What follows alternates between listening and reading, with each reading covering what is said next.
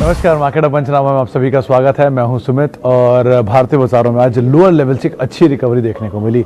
शुरुआती तेजी के बाद गिरावट और गिरावट के बाद लोअर लेवल मार्केट ने वहां से एक स्ट्रॉन्ग पुल बैक दिया। स्पेशली जो पुल बैक था वो था आईटी स्पेस के अंदर। आप आईटी किसी भी कंपनी को देख लीजिए, चाहे वो लार्ज कैप हो, मिड कैप हो, स्मॉल कैप हो, सब में एक जोरदार पुल बैक आज के सत्र में और लीड कर रहे थे। TCS, Infosys, HCL, Tech Mahindra, सब में एक जोरदार तेजी देखने को मिली। कुछ हद तक सपोर्ट हैवी वेट्स की तरफ से था, जिसमें रिलायंस इंडस्ट्रीज पार्टिसिपेट कर रहा था और क्लोज तक आते आते वो एटलीस्ट हरे निशान तक भी पहुंचा। मिड कैप, स्मॉल कैप, जहां पर भी एक लोअर लेवल से अच्छी रिकवरी है। फिर 250 अंकों के आसपास की रिकवरी निफ्टी में लोअर लेवल से देखने को मिली और मेजरली मार्केट्स में जो रिकवरी के की कंट्रीब्यूटर थे वो वही थे जहां पर ज़्यादा वेटेज है, जैसे कि इन्फोसिस, जैसे कि टीसीएस, जैसे कि विप्रो, एचसीएल, इनकी तरफ से एक अच्छे रिकवरी लोअर लेवल से आते हुए दिखाई पड़ी। साथ ही साथ कुछ और अगर की आंकड़ों की बात की जाए तो आज आईटी रिकॉर्ड पे बंद हुआ। सबसे बड़ी तेजी 5 अक्टूबर के बाद यहां देखने को मिली। मेटल, फार्मा शेयरों में खरीदारी रही।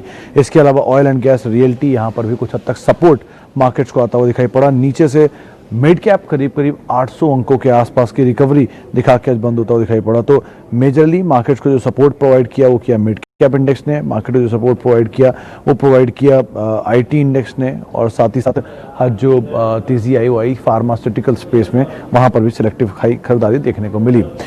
चलिए अब सवाल जवाब का सिलसिला शुरू करते हैं। सबसे पहला सवाल राजकुमार जी का है सिप्ला को लेकर। 742 500 शेयर हैं।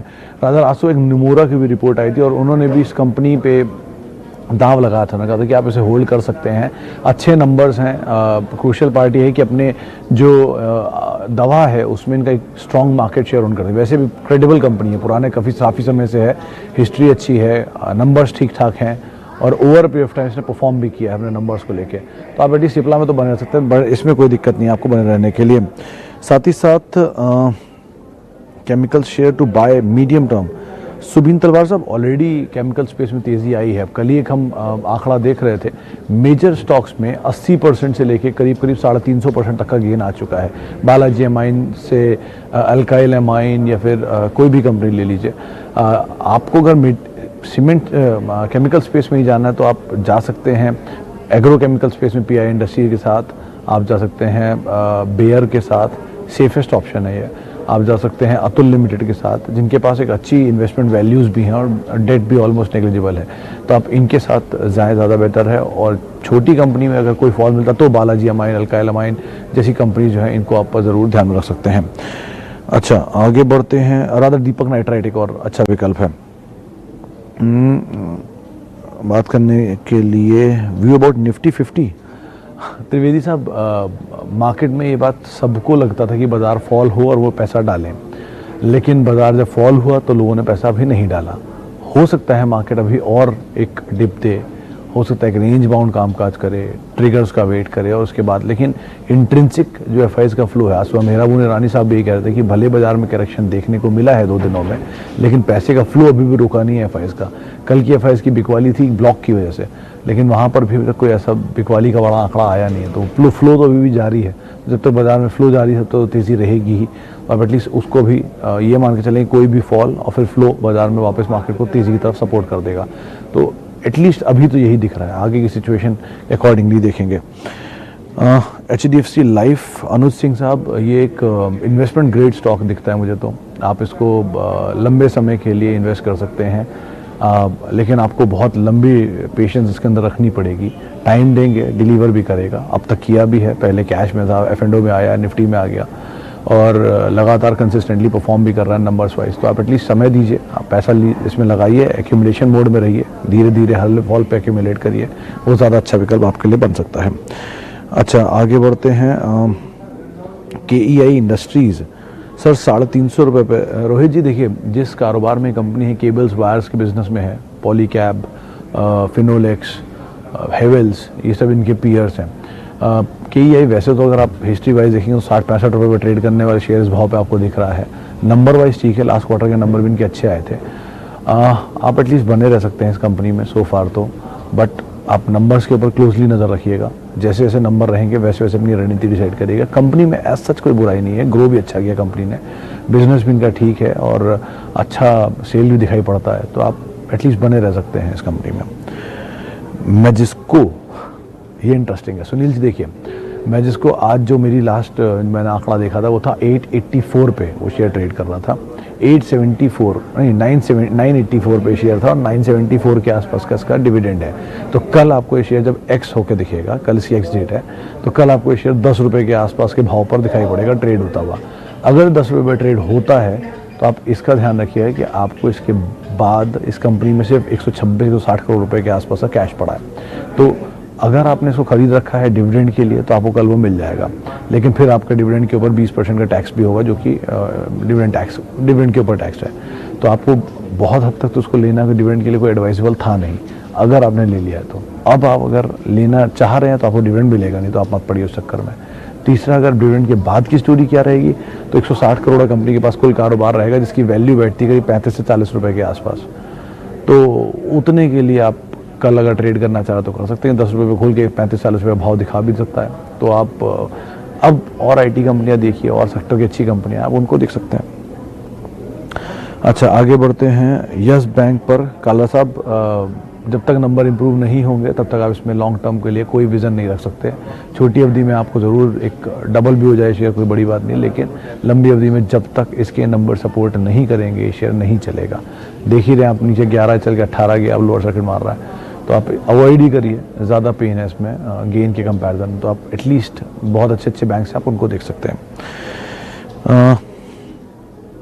HDFC बैंक से शर्मा साहब बढ़िया बैंक है, क्रेडिबिलिटी वाइज तो कोई इशू है ही नहीं। ऑब्वियसली देश की तीसरी सबसे बड़ी कंपनी है, बहुत भागा हुआ है, नीचे मिले तो आप ज़रूर लीजिए, लेकिन ये वो तरह का स्टॉक है कि जिनको आप हर महीने थोड़े लेते रहिए और ये बच्चों को दे के जाइए। ये उस तरह का शेयर है। यही सेम बात मुझे मेहराबून रानी ने 10 से 12 साल पहले बोली थी, और आज आप देख ही रहे हैं स्टॉक की सिचुएशन। तो आप इस तरह से इसको रखिए कि आप इसे एक्यूमुलेट करिए धीरे हर फॉल में, और इसे आप देते जाइए आगे वाली जनरेशन्स को, और अच्छा पैसा बना के देंगे ये। आगे बढ़ते HCC sir, avoid, strictly avoid. जब तक इस कंपनी की डेट सिचुएशन ठीक नहीं होती, अवॉइड। पैसा मिलेगा, लोग बोलते हैं 4000 करोड़ मिलेगा, 5000 करोड़ मिलेगा, लेकिन धंधा अब तक ज़ीरो ही है। जब तक धंधे से पैसा नहीं आता किसी भी कंपनी के, वो स्टॉक चलना सिर्फ स्पेक्यूलेशन पे चलता है। जेट एयरवेज मिसाल के तौर पे अभी धंधा आया नहीं है, लेकिन शेयर कई गुना हो चुका है। तो जब तक धंधा नहीं आएगा वो तेज़ी सपोर्टिव नहीं रहेगी, आप उसको ध्यान में रखिएगा। अच्छा, इन्फोसिस पे मनीष डांग साहब का सवाल है। देखिए, इन्फोसिस आज जो मॉर्गन स्टैनली की शायद रिपोर्ट थी, उसमें उन्होंने कहा कि मतलब उनकी बेस्ट पिक इन्फोसिस है, प्रिफर्ड पिक है इस सेक्टर की, क्योंकि वो वेल पोजीशनड है, वेल प्लेस्ड है और सेक्टर में सबसे तेज़ ग्रोथ दिखा रही है। तो शायद वो ग्रोथ आगे भी कंटिन्यू करेगी। नंबर्स अच्छे आने की बातचीत है ही। 8 तारीख को TCS के नंबर्स के साथ आगाज़ हुआ नंबर्स का IT स्पेस के। 13 को शायद इन्फोसिस के नंबर्स हैं। आप बने रह सकते हैं, वेल्थ क्रिएटर रहा भी है और शायद आगे भी इसमें देखने को मिले। 5वीं सबसे बड़ी कंपनी है देश की, दूसरी सबसे बड़ी IT कंपनी है। तो आप बने रहें, कोई दिक्कत नहीं इसके साथ। अच्छा, TCS को लेकर भी शांतनु जी कोई दिक्कत नहीं है, आप ज़रूर बने रह सकते हैं इस कंपनी में। ऑब्वियसली बात है, ये तो SIP मोड वाले स्टॉक हैं, इनको आप लीजिए और रखिए, हर फॉल में और लीजिए, हर फॉल में और लीजिए, हर फॉल में और लीजिए। 2004 में, यानी कि हमारी आपकी लोगों की उम्र में ही ये स्टॉक आया और वहाँ से इसने वेल्थ क्रिएट करके दी। तो ये वेल्थ क्रिएशन का जो सिलसिला है वो शायद आगे भी रहे, तो आप बने रहिए, कोई दिक्कत नहीं। इन्वेस्टमेंट फ्रेंडली स्टॉक है वैसे भी है। अच्छा, दिनेश कुमार माली साहब पूछ रहे हैं ITD सीमेंटेशन पे क्या करें। माली साहब, ये स्टॉक कुछ दिन पहले सुपरमैन या सुपर ब्रोकर्स की रिपोर्ट में दिया गया था, करीब उसी दाम के आसपास था ये। उनका पहला टारगेट था 69, जो कि उसी दिन अचीव हो गया था। दूसरा टारगेट था 75, जो कि ये 70 रुपये के आसपास तक गया था, वहाँ से नीचे आ गया। वैसे कंपनी में सच कोई बुराई नहीं है, ब्रोकर हाउसेज मान रहे 75 रुपये तक की चाल देखने को मिल सकती है। आपका होराइजन है तो आप ज़रूर बने रहिए, होराइजन नहीं है तो आप अवॉइड करिए, वो आपके लिए ज़्यादा बेहतर रणनीति रहेगी। आगे बढ़ते हैं यस बैंक फंडामेंटल। सर, कोई इसका जवाब नहीं है, फंडामेंटल अब तक है ही नहीं कंपनी में, तो कैसे इसके बारे में हम बात करें। स्पेक्यूलेशन बेस्ड मूव स्टॉक में देखने को मिलता है, इसीलिए आमतौर पे ये स्टॉक चलता है। लेकिन कभी भी आपको कोई भी तेज़ी मिल रही है तो आप यहाँ से निकलने की कोशिश करें, वही ज़्यादा बेटर है। HDFC बैंक में जाएँ, ICICI में जाएँ, कोटक में जाएँ, एक्सिस में जाएँ, वो एक अच्छा विकल्प है जिनको आप तलाश सकते हैं। एक आखिरी सवाल और लेते हैं कि समय का थोड़ा अभाव भी है।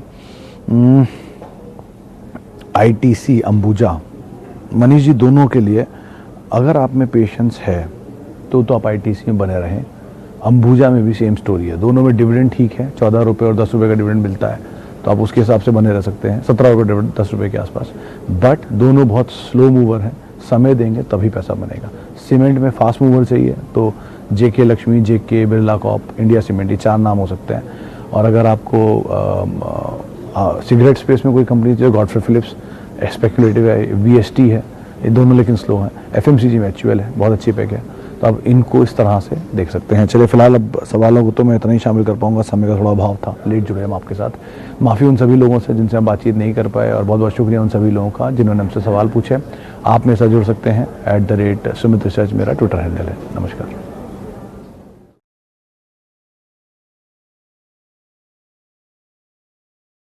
फ्रेंड्स, मिलते हैं अगले वीडियो के अंदर, जब तक के लिए गुड बाय।